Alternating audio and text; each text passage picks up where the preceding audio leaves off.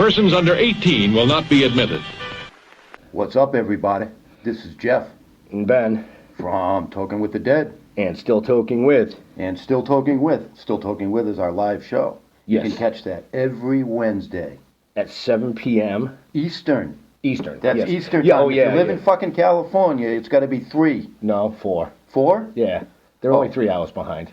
What about daylight savings? Yeah, well, fuck that. We'll worry about that when I've had Okay, so if you're on the West Coast, you're going to have to look up when 6 o'clock is out there compared to here. Which would be actually 7 o'clock out there instead of here. 7 o'clock? Yeah. You know, before this is over, I'm going to need a whole lot of serious therapy. You're all fucked up today. Another $1 for the swear jar. I'm always fucked up. You should tune into the show and see really how fucked up I can get. Oh, yeah. Well, opinions are like assholes. Everybody has one. And when you do tune in, you're going to see amazing guests like this. Hey, this is Courtney Gaines. You know me from such movies as Children of the Corn, Can't Buy Me Love, The Burbs, even Back to the Future. Hey, everybody, this is Anson Williams, and I'm going to be on Still Toking With. Hi, I'm Deadeye Swackhammer, and you're listening to Still Toking With. Hey, guys, it's Boston comedian Dave Russo, and you're listening to Still Toking. Do not change that dial. I'm going to punch you in the face. You fuckers. Right in the face. Hi, this is Dee Wallace from E.T. and Cujo, and you're listening to Still Toking With on the Dorkening Podcast Network. Hey, happy Wednesday, everybody. You're watching Still Toking With. My name's Leo. I'm the monkey behind the keyboard here. We have an awesome show, as always, scheduled for you. And as always, we have Mr. Benjamin. How's it going? Yo. Yo. Wait, isn't that Jeff's line? Yo. I stole his line on him. No, I am going to say this, Leo. I'm very impressed. 2 weeks in a row now, and you didn't hit the wrong button. Oh, stop it! I'm not the one running with low disk space. Hey. It's giving me an alert that it's you're uploading the video, but you have low disk space. What the fuck, man? Yeah, fuck you. I quit. I'm going home. I'm done. Jeffrey. Hey. See, I didn't have to say yo. What's happening, everybody? Happy Wednesday. It's Thanksgiving Eve. Is that such a thing? It must be, because I've been cutting potatoes and doing weird shit that I don't normally do. You know? I thought it was happy go stuff the turkey day. No, that's tomorrow. You stuff the turkey. We're not stuffing it. We're going to spatchcock it. I don't even want to know. You're going to what? It's called spatchcock. You mean spackle? No, it's spatchcock. Oh. You take the backbone out of it and you fucking squish it flat. Cook it that way. Oh, okay. I thought that was where you put the putty in and you have the putty knife and you... No, that's spackling. I'm not going to spackle my turkey. What are you, high? So anyway, we got a great show. Let's just bring him right on. I hate this. Mr. Benjamin. Sam. Here we go. How you doing, buddy? Let's spatchcock all over the place. Let's get it on. Right? Yeah, it's gonna be one of those shows, folks. Oh yeah. It's the best kind, you know? It is. So there's people out there right now Googling spatchcock. Yeah. Oh, yeah. You could have just made it up, but there you go. It's a real thing. You know, as sad as it sounds, it's a real thing. It sounds fun. Right. Well, I'll let you know. You know, I don't know what it's going to be like, you know, flattening a turkey out. I mean, I've flattened turkeys out before, too, but it's usually with my truck. Just saying. Well, yeah. Okay. So anyway, let's I want to get into it because I didn't get a chance to finish it and I'm really bummed out. So let's just talk about the payday right away. I want to get into that because, go ahead. You know, I put it on, you know, obviously I got the screener and I put it on while I was peeling potatoes and cutting shit up. But I didn't get a chance to finish it. But what I liked about it was right from the get-go. And those kind of movies don't really do much for me. You know what I'm saying? You're more of a horror. I'm more of a horror kind of, you know, but I like suspense thrillers too. So the way it was put together at the beginning made me just want, okay, what's going to go on next? Because it's that kind of comedy thriller. Yeah, that's what I would call it. Yeah, the phrase that we'd like to think it's a crime caper is that kind of it's a very specific type of movie, isn't it? But yeah, and actually the more people have watched it and we've seen some reviews coming out, it's a lot more. It seems to be a lot more comedic than I thought it was going to be. Not that I didn't want it to be comedic, but just when a film gathers its own identity and its own pace and its own, all the different performers bring things to it, and you look back and you're like, oh yeah, it's definitely. But we wanted it to be fun. We wanted to have danger, but also some lightness as well. Right. Cool. Right. Well, you could tell right away that all the actors and actresses connected, because it was just, you know, it was. I can tell the difference. You know. Yeah, there was definitely screen magic, as they call it. Yeah. Screen magic. Ooh. Yeah. I'll take that. Absolutely.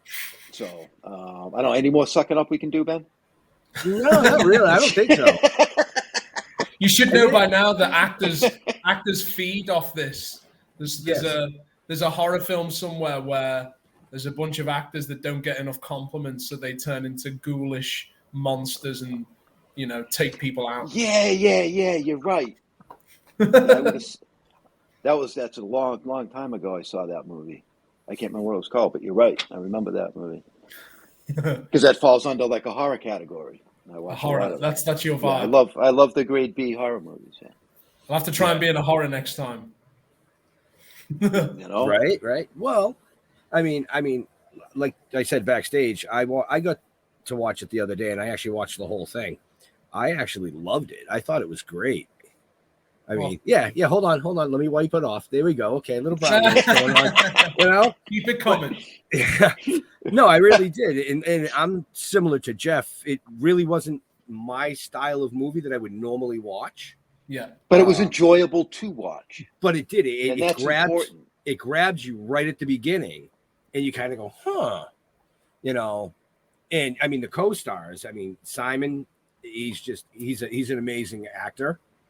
I loved him in a lot of stuff that he's done. So I kind of was like, oh, he's kind of playing a prick. I like this. Yeah. You know, and a good one.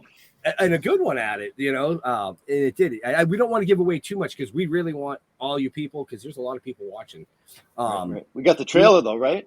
Yeah, we'll get to that in a second. We want them to go out. We want them to watch this. You know, leave feedback.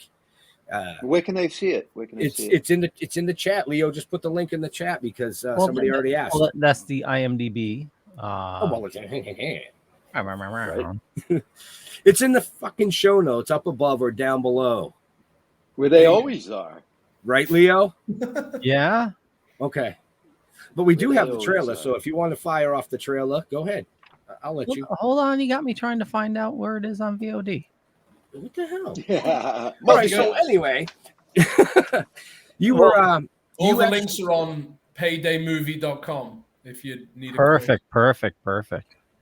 See, in the show notes.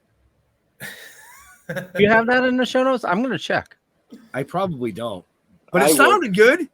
Lying some bitch. No, you don't. He's confident. You don't have it. You have all of Benjamin's links, which is awesome. But Payday movie? No. Now, didn't you write the Payday? I wrote the screenplay. I wrote the screenplay, and Kyla Fry, the leading lady. We came up with the characters and the concept. We created a short film together back in 2015 that had similar energy and similar characters. And then so it was that's where the project was born, you know, whenever that was 7 years ago. So it's been a long road to get to here. And it's definitely been let's just make it. Let's get this thing made. We like these characters, and we we got some people on board, and we shot it towards the back end of the very, very strict London lockdown, which was kind of a benefit in a way because so many we shot a lot of it in a large office area called the Royal Albert Dock buildings, right on the River Thames. But because they'd opened this building just before lockdown, so I think they were desperate for the money because obviously there was nothing happening. So, you know, we kind of turned that into an advantage as well. Mm-hmm. Now, in the chat, I did put a link where you can see it on Amazon. I also put the link to the website, so you can find it on Vudu, iTunes, Amazon, and a bunch of other places. Holy shit! I guess you did. I did. I'm doing my job. I'm doing my job. And you're pushing all the Load right it up. buttons. Wow. It's an early fucking Christmas present. Yeah, but we as you mentioned, we do have the trailer, so we'll run that. Here's the trailer for The Payday. How do you expect high rewards if you don't take high risks? You fancy logging onto a computer and pulling some information from it? What is the info exactly? I'll come back to that later. But here's what you need to do. A secret stash. Illegal funds from banker bonuses. There's a question in there somewhere. I need this money. I deserve this money. 5 million. For an hour's work. I'll be back here at 1500. Take the bag. What the hell is that? Protection. Boss's orders. Find the back entrance. You'll have a map to direct you to the remote terminal.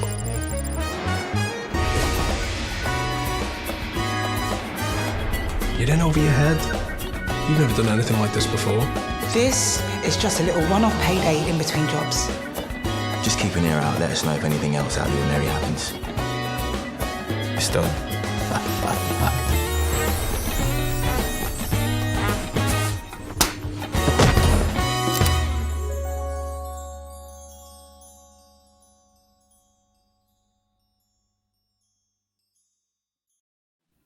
There we go. And we have all the information in the show notes. And if you check the chat, you can find the link where you can watch it right now. But don't watch it right now. Wait till after the show.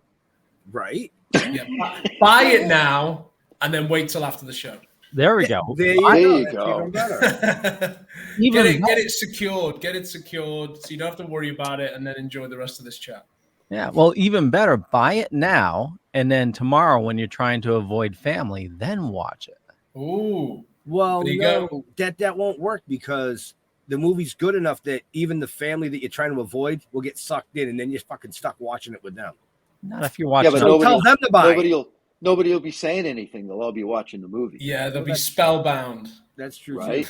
Or you can just put headphones in and watch it in a corner on an iPad. Right. Oh yeah, that'd look good. Who's Jeff sitting in the corner? And anything that us Brits can do to sabotage an American holiday is a little bonus as well. Right. Because you don't do the Thanksgiving thing, do you? No, why would we? You know, but even in the U.S., you go to You're here though. Are you going to go to a Thanksgiving dinner tomorrow? Yeah, someone's invited me, so I'm going to go there with a Union Jack onesie and remind them that they've made a big mistake leaving. I am going. I mean, hey, I'll go anywhere for some food and some some good company. It's just funny though because a lot of it's funny explaining that there's all the little differences between the American and British culture, and Thanksgiving's definitely one of them because obviously we know of it, and we've got a vague idea that it happens in November, but we don't really. But to me, I feel like it takes a bit of the sting out of Christmas though, because for us, we've got a big run up.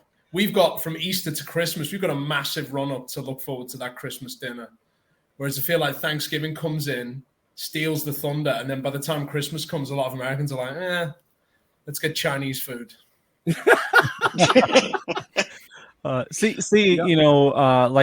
my wife, she uses Thanksgiving as like the kickoff of Christmas. Oh, okay. So, like kickoff is like she won't do anything Christmas related until after the Thanksgiving dinner. And then from there, it's like watching Elf, putting up the tree, and then you have Christmas is like a month-long celebration, That sounds intense. Yeah, it is. Sounds very intense. Yeah. We wanted to watch that new Spirited movie, and she's like, "You gotta wait till next week. We can't watch it right now." Oh, is that the one with Ryan Reynolds and Will Ferrell? Yeah. Updated Christmas funny. Carol. Yeah. But we're not here to talk about them. We're not here to talk about that. Or them.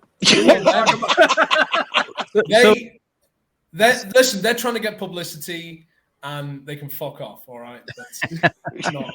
That's right. If they want publicity, they have to reach out to us and come on the show, and then we'll give them publicity. Tonight it's about Sam Benjamin and what he's doing and what he's done. Exactly. Right. So, so I read somewhere that you studied with Patrick Stewart. Yeah. So that was one of my big moments. I think I was 19 or 20, and I somehow got into this summer training school, which happened in Huddersfield in the north of England. I got selected, auditioned for it, got in, and it was 15 of us, and it was this summer acting training, and they just surprised us out of nowhere and said, "Oh, your teacher today, here he is. He's just flown in," and it was Patrick Stewart, and he's just like, "Yeah, I thought I'd take you guys through some Shakespeare," and obviously we did Shakespeare with him, and then he told us his life and career story, and it was just a big moment of going, oh, the fact that someone like that had taken the time, and also I learned that I didn't realize that I just always assumed that because of his accent, he was from quite a well-off upper crust kind of background, but actually he's a northern working class lad from Huddersfield, from a town not too dissimilar in kind of, status, I guess, to where I grew up. And then it was suddenly like, oh, hang on a minute. So it is doable. Someone from my kind of background can do it. And obviously just that connection and him saying all the obstacles and failures he had on his journey. And it was a real turning point. And also to be selected for that was a real like, oh, maybe I'm either okay at this or I'm really good at convincing people I am. So maybe I should carry on. So give me some Shakespeare. To be or no. How you're gonna have to pay for the Shakespeare? That's extra union rates. That is. Oh, you ready? Hold on, Jeff. He's gonna spackle you. Watch out. He gives us an awesome story like that, and your answer is give me some Shakespeare. I want to know what kind of nuggets of information did Patrick Stewart give you? Other than he grew up from a working. Oh well, class, that's just because you got more geek in you than me. That's all. I mean, there wasn't anything specific that he said. It was just the overall experience. I do remember he did say one like funny bit of advice, which was whenever you're playing a role, never ever secretly be thinking about or practicing another role in your head, because he said he once did it when he was in the Royal Shakespeare Company, and he had a really small part in one play, and he was learning the lines for the next play, which he had a bigger role in, and he was playing spear carrier number 1, who had like one line in the whole thing, and he just had this big long scene where he just had to stand there for 30 minutes just listening to what was going on. And he said, so I just started going through my monologue in my head, preparing for the next play. I thought I'll use this time wisely. And then he said I missed my one line in the whole play because I was like, shit. I'm just, so he goes, make sure you're focusing on what you're doing, which that was one of my memorable things. But I just also remember being so cool. Like he strutted in and he was wearing when someone wears really, when someone wears clothes that you're like, this shouldn't be stylish, but it is. Like, he just came in these, he had these jeans and trainers, and just something about the way he was wearing them. And I think he had just a plain t-shirt, but he just cruised on in, swaggered in, sat down, and I was like, this guy, he's the captain. Hell yeah. He's the captain. So, yeah. Wow. So there's a conversation killer. Patrick Stewart ends all Patrick conversation. Stewart, right? Yeah. Right. Where do you go from there? Yeah. Well, okay, so yeah. It's not about Patrick Stewart tonight, though. It's like I said, it's about you. So exactly. prior to becoming an actor, you were a bartender. Yes. In England. Yes. So you must have at least one funny story, at least one good story from your time behind the bar. At the bar. Yeah. Oh, I've got. Oh, I'm sure you got a million of them. Yeah, where even to start? I mean, the first bar I worked in was a bar in Liverpool, and it was just hilarious. In hindsight, there was stuff would happen, and even though at the time it was horrific and just soul destroying, there was a voice in you going, "This is going to be funny in about 5 years." I just remember the characters, like when I first started working there, and I'd open up the place at 10:15 a.m. and there'd be guys like queuing up at 10:15 a.m. to get the first pint in and to make sure they had their spot.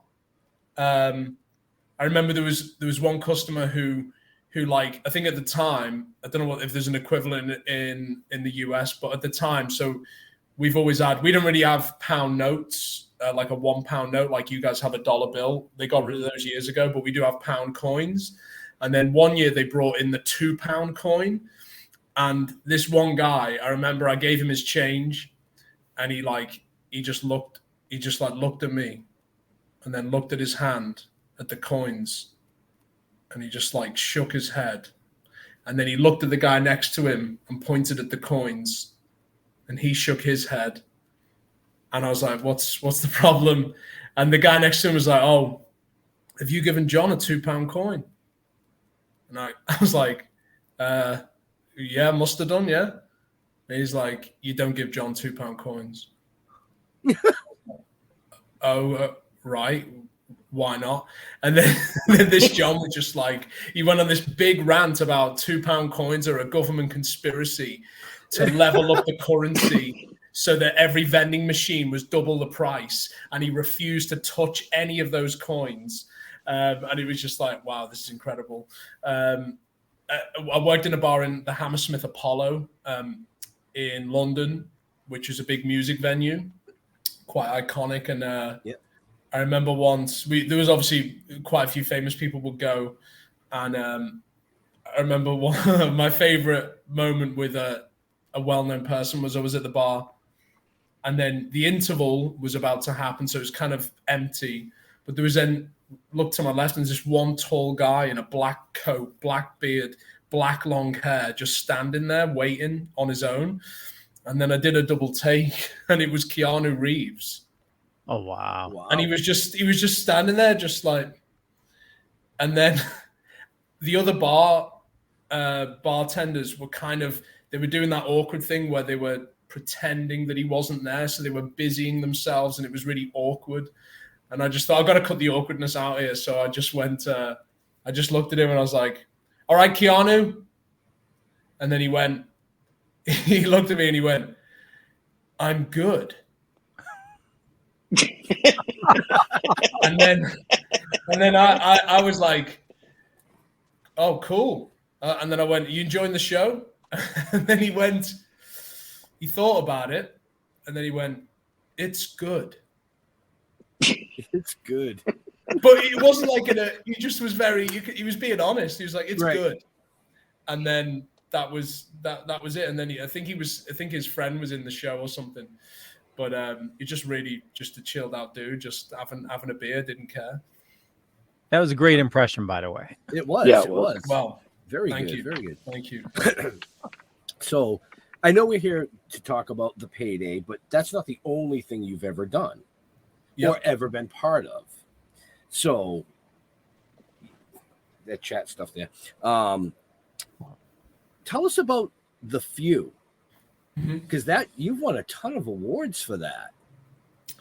Yeah, The Few was and actually I was thinking about The Few recently. So The Few again was a project that I part produced and part wrote.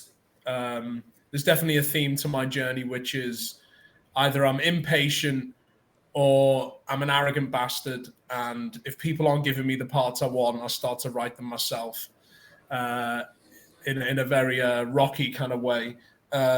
The Few was born out of that. The director of The Few is the director of The Payday, Sam Bradford.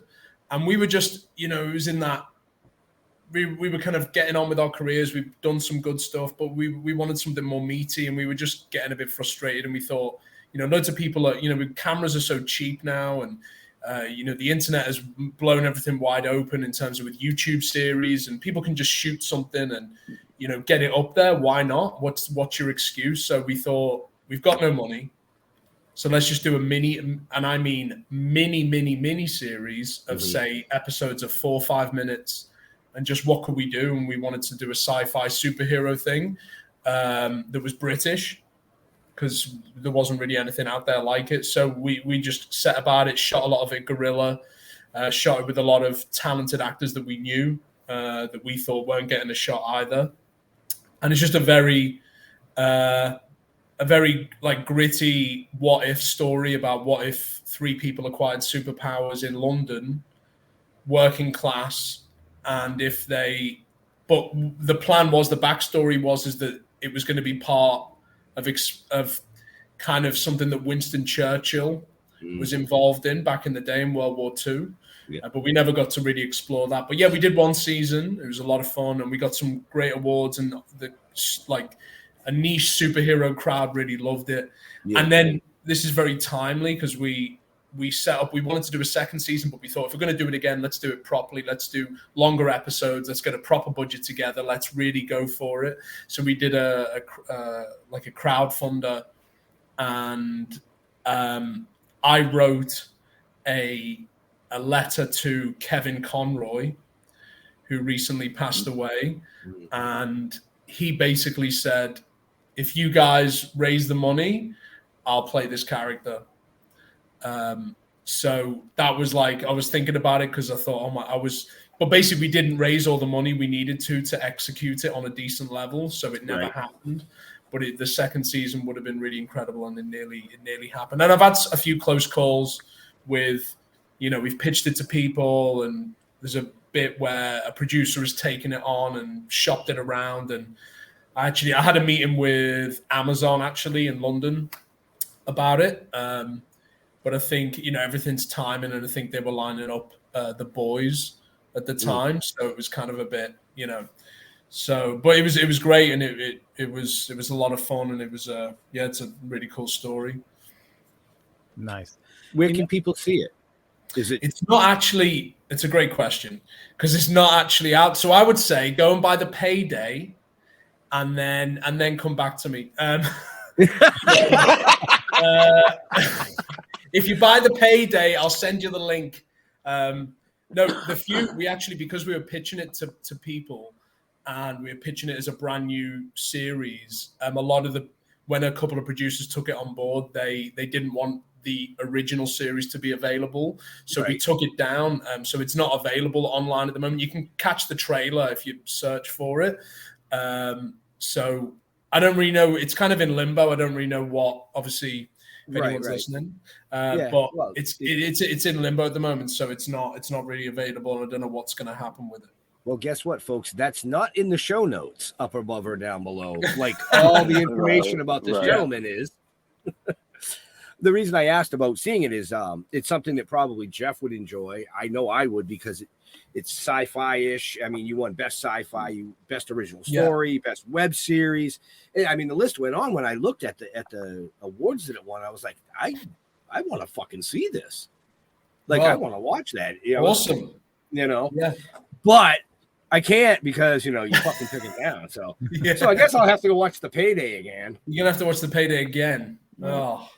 Well, hopefully it won't be the end of it. Hopefully it will. But I think it was also timing. At the time, it was quite novel, because it was British superheroes, and it was quite gritty and quite dark compared to, say, a Marvel show. But yeah, we'll see. But you guys mention it as I'm going to think about it and see. I'll speak to Sam Bradford, and the director of The Payday, and we do our research. We do our research. You do. It's not just about The Payday. There you go. The Few is something that I mean, like I said, I would definitely love to watch something like that. But you've been. What about Screwjob? Didn't you direct? Jeff's like, I can do research. Ben's coming in with all the facts. I've got his IMDb up right now. Screwjob is. No, I'm so old. I still use paper. Oh, I love that. Yeah, me too. Screwjob is copy and paste. Copy and paste. Go ahead, Screwjob. Screwjob is it's a short film that I directed and I'm in, and it's currently in post-production. It's hopefully going to be ready to go by the end of the year, and then I'm going to submit it to festivals. I'm interested to see how people perceive it. It's a working class drama set in the world of independent professional wrestling in the UK. It's about a female pro wrestler who's a single mom and isn't getting any younger, and she's getting pissed off about not getting a break. So she's considering doing something against the rules. So it's like, yeah, it's kind of, I've wanted to write something in that world for a while because I'm a big pro wrestling fan. And I feel like whenever, with the exception of, say, The Wrestler with Mickey Rourke, just from my interactions with wrestlers, and I've done a few movies with them, and I'm in awe of the sport and their profession, and I'd love to tell a story that really honors that and is kind of transcends the sport and gets other people into it as well. Well, wrestling has it's crazy the following wrestling has, it's I don't really follow it, but we've had some shows with we've put up some content with some wrestlers and stuff like that, and just the amount of people that are fans of wrestling in general is just insane. Yeah, it is, and it's very I feel like an old soul, because as I've got obviously you discover it as a kid, and it's one kind of thing, and then you kind of what's the word, the something comes out of the box. I don't know what's that phrase. You discover something, it's like Santa Claus, and then you have a moment where you go, oh, there's something else going on here. And then you're kind of annoyed a bit and surprised, and then you have the phase of going, oh, that's shit. And then when you get older, you actually come around to it and you go, hang on a minute, this is genius. So it's just a great mix of fighting, sports, drama, language, conflict, defiance, and all that kind of thing.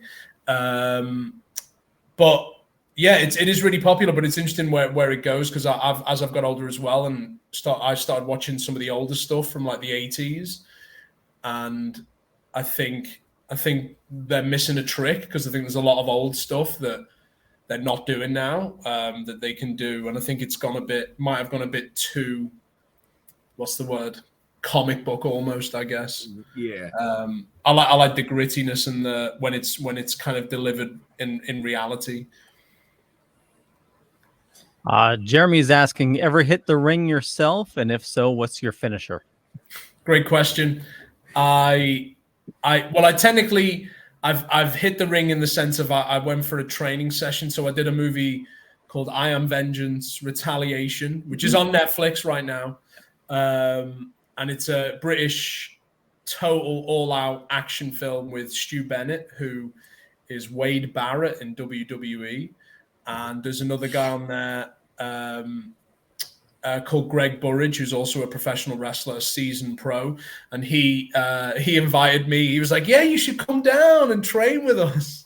And it was so intense. It was the toughest training session I've ever done in any sport, in any combat, like any martial art that I've tried, or any stunts. It was 3 hours of that, and I was feeling it for 2 weeks. It was, you fall on that mat, and you're like, okay, yeah, I can pretty much do that. You do it once, and it's like someone's like rang the bell in your head, and it's like a headache for about 6 hours, and you're like, oh, and then they're like, yeah, do it again faster, do it again, and again, and again, and again. And it's just like, oh, I'm just deliberately falling on my back. This is painful. Yeah, it's not for the faint of heart, but I had a good time with it. I don't think I've got the toughness to do it for real at all. That's why I admire the professionals. Fair enough. So you said you recently moved to LA. What's the lifestyle change between living in the UK and over here, and how has that expanded your career possibilities? I don't need an umbrella as often. That's a big thing. That's a big thing. I mean, I guess it's kind of, the great thing about this day and age is that, especially America and Britain, within this industry that I'm in, there's a big crossover. So I got my green card, so I've kind of got a base over here and a base over there, so I'm kind of going where the work is essentially, but there's the massive cultural differences. LA compared to London, LA compared to Liverpool, but both those comparisons are slightly different. I'd say the main difference between London, if you're talking about, and I know as well, as many Americans passionately tell me to shut up when I say things like, oh my God, isn't it crazy? In America, you guys do this. And there'll be someone going, hey, I'm from Chicago, we don't do that. Or, oi, whoa, we don't do none of that in Georgia. We don't do none of that in Georgia. So, but in terms of LA and London, one of the big differences in London, it's obviously a tighter packed place. Everyone's more of a feeling of being on top of each other. And it's a lot more of a colder culture in this, not literally just for the weather, but just in general, people go about their day kind of not wanting to be bothered by anyone else. Whereas in LA, at least my perspective compared to London, is people are much more open and much more talkative and a bit more friendly and open to like meeting new people. And, you can walk into the coffee shop and say, start a conversation with someone and who knows where it might go. Whereas in London, if you did that, people think you're a bit weird or, mental. So but whereas obviously in London, once it gets to nighttime and everyone's in the pub and having a few alcoholic beverages, then you can talk to whoever you want. But in the daytime, it's much more of I don't want to offend anyone. Just keep yourself to yourself. Just get that, do that, go there. Whereas to me, LA is very, it's a very like optimistic and open and can-do kind of attitude. Nice. Okay. So if we ever go to London, Jeff, you're not allowed out of the hotel until nighttime. Okay. That's a good tip. Yeah. But you can get away with it if you're American and you're over there and you're doing the London tour, then you can kind of get away with whatever, because if you're visiting the place, we're very nice. Know. Yeah. If you're spending money in our country, then we're nice to you. Yeah. As long as it's not £2 coins. Not £2 coin. Be careful of those. Do not accept the £2 coins. Yeah. Oh my God. Yeah. So I read, I don't know if it's true or not, that you were a Batman freak when you were a little kid. Is that true? Yep. Somewhere there is a photograph of me in the full-on outfit when I was about 7. And I'm hoping to rekindle that this year. No, I think, Batman, I mean, to me, I feel like, is there any? Well, there must be, but to me, I'm just like, Batman is the greatest, especially for a young lad. It's the greatest character ever. And I can't understand why anyone wouldn't gravitate towards that character more than any other. To me, he was always, ever since I can remember, whether it be the cartoons with Kevin Conroy, watching them with my dad on a Saturday night in his flat, or playing with the action figures, or my mum is a hairdresser, and she would talk if I was stuck in the hairdressers and I had a day off or whatever. She'd give me some money. I'd go to the newsagents next door and get a Batman comic. And then the movies came out, and so yeah, he's always been that character. I don't know. He's just cooler than every other superhero, and because he's doing it all without any powers. And I love the darkness and the. When I was a kid, I was also very shy, so I liked that like lonely Bruce Wayne shit. I really kind of got a kick out of that, of like just, when you're in the cave and no one relates to you and no one gets it. The original Dark Side. The original Dark Side, yeah. So I just think it's a character that just keeps on giving, and even every movie that comes out, I'm like the latest movie, The Batman, I was kind of like, well, here we go. And I was absolutely blew me away. I was like, they've done it again. Like just another interpretation that's, I can happily, Keaton's always my favorite. But then, the Dark Knight trilogy is amazing. And then this new version is incredible. So yeah, there's just something about that character that I just love. I think he's great. Yeah, I agree. The new movie is just friggin' phenomenal. And there's, certain scenes where it's like they yanked it right from the comic, It's I haven't seen that yet. Did I see that yet? Oh, you got to see it. I haven't seen that. I was busy watching The Payday. That's fair. But when you finished watching that, when you finished watching The Payday, everyone should go and watch The Batman. No, but the new Batman movie is incredible, and I think it works. It works as just a detective thriller. It works as a dark detective thriller, regardless of whether Batman. You like Batman or not, I think. It's got like a David Fincher 40s noir, Zodiac, Seven, just grim. And even the way it was shot, I love that. I'm really into like the look of films, and the more I've been in the business, I think so many movies waste the possibilities of what you can do with the look of a film. In terms of just, let's just shoot it and it looks all clean. Whereas, stuff like the Batman, they've thought about the lenses, and they've ran through it on 35mm film, and they've framed it like a detective thriller, and all of that I think really adds to it. Oh yeah, and there's so many hidden things, like I don't want to spoil it for Jeff since you haven't seen it, but there's like one shot in the beginning, there's like somebody in a window, and like if you knew to look for him, you could see him, but it's just like somebody randomly in the window, and it totally makes sense, later on in the movie, And yeah, it's a true Batman story, It's bringing Batman back to his roots, because he's a detective, Yeah.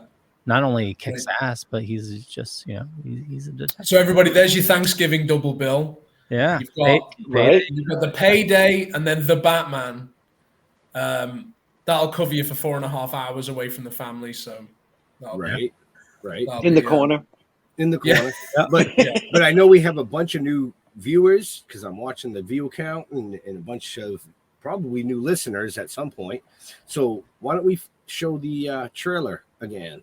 Yeah, totally. You did it at the beginning. You got to do it towards the end, for all those latecomers. So for just to give everyone a heads up as well on the trailer, is I wasn't happy with it because I said it should be all me and none of the other actors, but they said no, and I said I'm a producer on it. It should be just me, and they were like, definitely not. So we compromised on this one. Well, Sam, would you like to introduce the trailer? Maybe give a brief synopsis? So this is the trailer for The Payday, which is available now on digital on demand in the US. If you go to paydaymovie.com, it is a British crime caper heist movie with a bit of romance. Check it out. How do you expect high rewards if you don't take high risks? You fancy logging onto a computer and pulling some information from it? What is the info exactly? I'll come back to that later. But here's what you need to do. A secret stash. Illegal funds from banker bonuses. Is there a question in there somewhere? I need this money. I deserve this money. 5 million? For an hour's work. I'll be back here at 1500. Take the bag. What the hell is that? Protection. Boss's orders. Find the back entrance. You'll have a map to direct you to the remote terminal.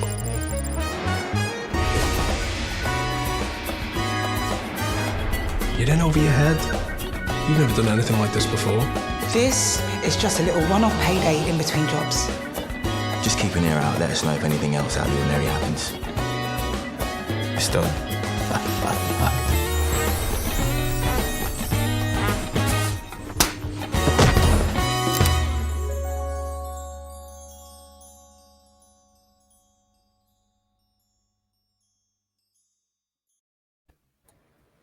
Awesome.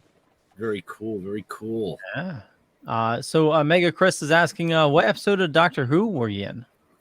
I was in Knock Knock in season 10, which was the Peter Capaldi. I think that's the first Peter Capaldi season.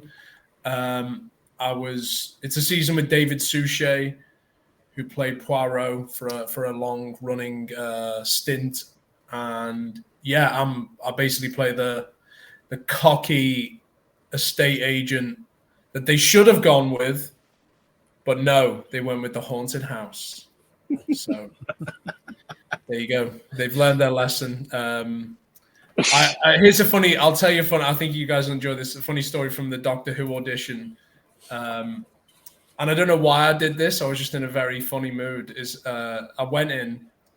And I knew the character he's in the first, the opening sequence of the episode, a suited and booted, cocky estate agent. So I went in suited and booted, and I was kind of in a cocky mood, clearly. And I went in, and I was just, I don't know, maybe the last few auditions I had, I just was a bit kind of like, oh, come on, just cast me for God's sake. So I went in, and the casting director and him and his assistant, and I don't know why this. He goes, so thanks for coming in. So obviously the character is an estate agent. So I mean, what else is there to say? And then I went, what? An estate agent? What are you talking about? And then he went, he kind of had like a panic look on his face, and he went, well, that's the, and then I cut him off and I said, I thought I was auditioning for the Doctor. What's going on? And then I'd keep it a straight face. And he went, oh, no, and then I was like, I'm joking. I know he's an estate agent. I know what to do. Let's do the scene. And I was like, looking back, that was such a risk that I took. I was obviously, I don't know what I was thinking. But in hindsight, I think that's probably why they cast me, because I was just a cheeky bastard. But right. But I don't know why. But it was a risk that paid off. Sometimes you got to. I think that's the the Liverpool-like sense of humor that I grew up with. So I did actually. There was another audition where it went completely the other way. And it was to play this police officer character in a really cool. Thank you, Mega Chris. I was playing a police officer. I went to play a police officer in this it was like a 6-part BBC series. It was quite a big director, and I went in and I dressed in a like a police officer, aside from the uniform, but white shirt, British police officer, white shirt, black pants, black shoes, and really put effort into making him look like a cop. And I walked in, and the director went, "Oh," he said, "You've dressed up, haven't you?" And I just thought, why did he ask that? I'm auditioning to play a police officer. So I just said, yeah, I am dressed up because you know what?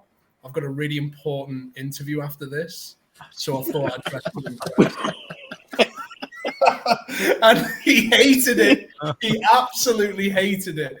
But I just was like, I'm auditioning to play a policeman. You want me to come in my denim jacket? Like, what are we doing here? But didn't get that part. So Learned the lesson there. Threw a £2 coin at his face and then left. Here's your £2 back. Yeah. Give me my £2. Right. So you've had the pleasure of actually working on a bunch of really cool things, from Justice League to Peaky Blinders, War of the Worlds. What were some of your favorites? If you have favorites. They're all different and they're all favorite. There's like favorites that stand out for different reasons. The War of the Worlds, the BBC War of the Worlds. I don't even know what that's on in America. It's definitely on one of the streamers. It's only a 3-parter and it's really cool. It's a period drama version of it. And that was a blast because I had one meaty scene with Eleanor Tomlinson, who was the lead, and she was just incredible. And the two of us, so you get on set and sometimes you have an actor and they're really cool and they do the job and you're like, okay, this is going to be cool. But then other times you go on set and the other actor starts giving you the lines and you know that they are in there and all you got to do is listen and ride what they're giving you. And it's this really beautiful magic that happens. And that it felt like that on that show. So I was really proud of that performance. And then, I played a small role in Zack Snyder's Justice League, which was just amazing because of the scale of the project, the fact that it's a movie with Batman and the DC heroes in it, and working with Zack Snyder, even though it was brief, was just, again, one of those kind of like a Patrick Stewart moment where you go, oh, this is amazing. So it's Would you play like a garbage man for a minute or something? I played garbage man number 4. Number 4? Okay. But number 4, he was the most masculine, good-looking one. So, it was, and Garbage Man 4 turns into this superhero in like 10 films time in like 2050. So that's what they told me anyway. I played an American military police officer who was in one scene when one of the supervillains like appears and he has this quick altercation and it was just one of those kind of quick in and out roles, but it was a lot of fun. And then I Am Vengeance was fun for different reasons. Obviously it's not as high scale in terms of who's involved, but Vinnie Jones was in it, who's a bit of a British legend, and working with Stu Bennett, the WWE wrestler, and just getting to shoot loads of guns and do loads of action was just a lot of fun. And having a character, some shows, you got less to do, but it's great because of the people involved or the characters bang on or whatever. But then other shows, it's cool because you got lots of meatiness to get your teeth onto and really go on a journey with the character. So Mega Chris, bringing the compliments. Thank you. Right. He learned from us at the beginning of the show. Huh? Yeah. I said he learned from us. Exactly. Yeah. What's that spot? I don't know. So we've got about 3 or 4 minutes left for our viewers here. If there's any last questions, I suggest you get them in the chat. Otherwise, you snooze, you lose. Do you do appearances? Do you go out? Do you do collect cons and stuff like that? I do a lot of cons and I make a lot of money. No. I thought you meant con as in a different con. He's conning people. No, I actually, considering I've done some parts in some I guess things with fanatical followings, but I've never really done a con. I've been to London Comic Con when we were promoting The Few, actually, which was a great experience. But I guess I'm waiting for that big superhero role to turn up and sign some glossy pictures and take some silly photos. Okay. Basically. Yeah. Alrighty then. But silly in a good way. Silly in a good way. Okay. Well, that kills that fucking question. Yeah.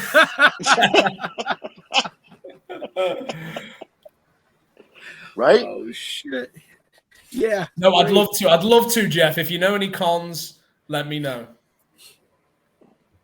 Okay. I might know a few. Okay, great. Well, So over on the East Coast, I know we have a lot of cons where a lot of indie movies will they'll make the rounds. They love guys like you. Eat you up. Totally. Sounds good to me. Sounds like a great Thanksgiving. Mega Chris want to know, did you meet the Doctor when you were on set?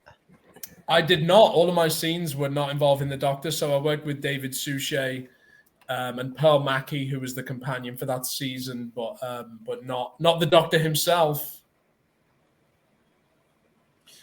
Hey, Leo, any last questions from you?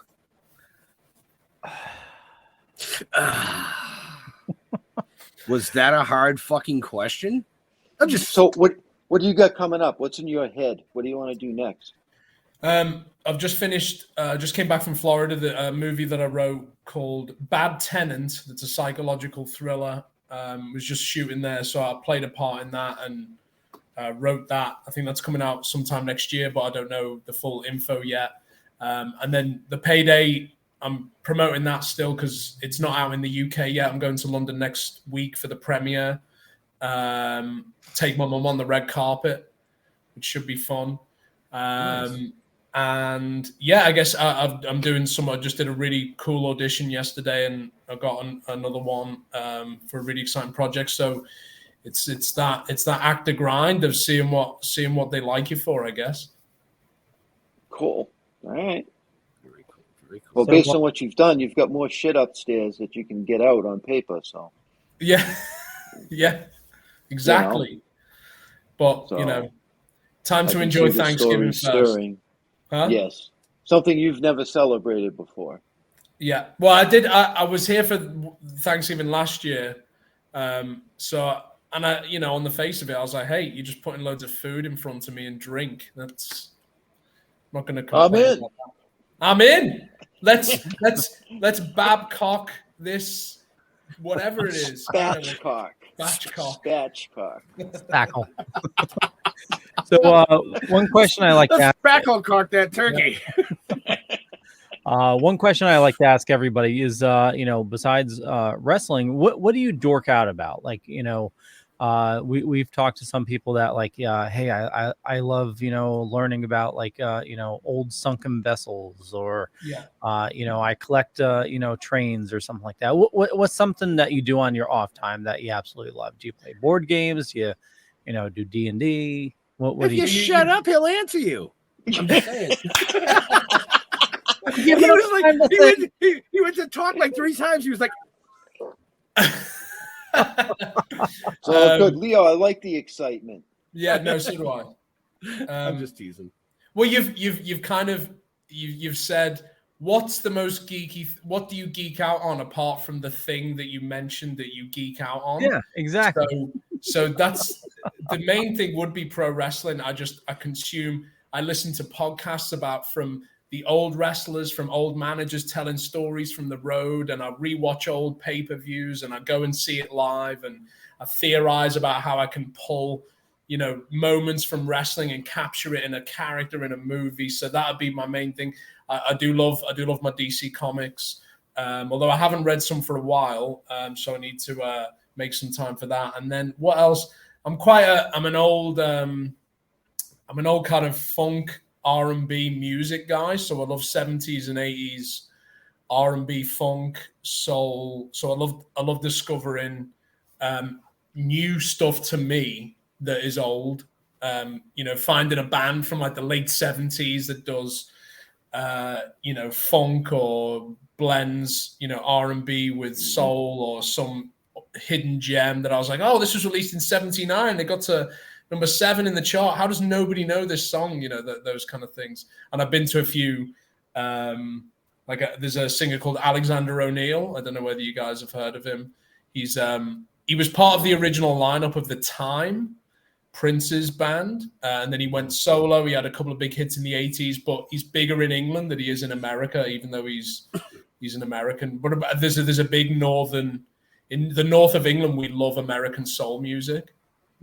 So there's like a lot of old American soul artists tour the north of England quite a lot because we're kind of, You spend money. We spend money and we dance. We hit the floors and we get hammered. And they throw 2-pound coins at you. We throw 2-pound coins not at them. We drop them into our drinks and then drink it. Well, one little suggestion if you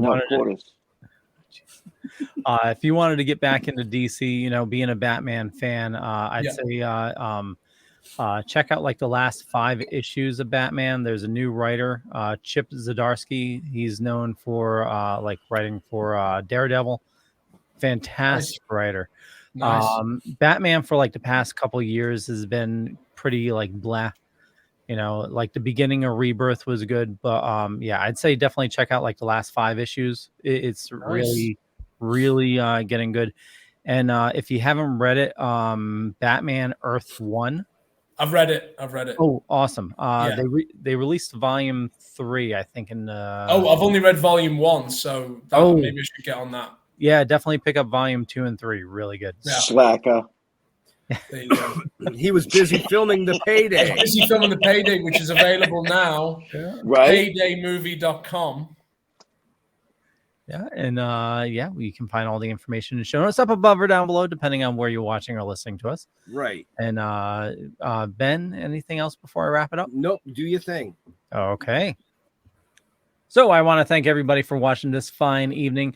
Want to wish everybody an awesome Turkey Day tomorrow if you celebrate it. For me, just Google Leo Pond. You find a bunch of stuff. Could be true, could be not. I'm not going to say which is which, but I run the Dorkening Podcast Network. We have a ton of shows on the network. There's a lot of awesome people doing a lot of awesome stuff, like the Token Dead guys here. And with that, Sam, where do you like people interacting with you? Anywhere and everywhere possible. But maybe you could start with at Sam Benjamin Now on Twitter or Instagram. Perfect. And with Twitter possibly going down the toilet, have you thought about going somewhere else? I thought about going to the town square and standing on a bucket and just shouting random things. Okay, that works too. Jeffrey. Oh, it's my turn. Hey. No, I wasn't sleeping. That was a great show. Thank you, Sam. I enjoyed that. Learned a lot. Because shit, I got to watch now. Thanks a lot. Cheers, Jeff. So, stilltoken.com, the Token with the Dead on Facebook. And, that's where you're going to find out everything you need to know. Yeah. And, Jeff, you're not on Twitter? I'm not. No, he's not. No, but we are. No, I'm not. I never was. I was never a twit. He's always a twit. Go spackle your turkey, will you? Go and cock block your turkey. Yeah. You're cock blocking a turkey? What? What the fuck's going on? Anyway, we want to say thank you, like Jeff said, to Sam for coming out and hanging out with us tonight and giving us the insights of, all the fun shit that he's been part of. Like Jeff said, stilltoking.com. Go there. You can find out everything you want to know about us, from the comic books to the novel to the filming to the anime to this wonderful show, because they're all recorded and they're there for you to watch over and over. But definitely go check out The Payday. You will not be disappointed. Guarantee you that one. To all our veterans and first responders, we want to thank you for doing what you do so people like us can do what we do. We'll see you next week. Stay safe. We're out of here. Happy Thanksgiving. Yeah, happy stuff. Step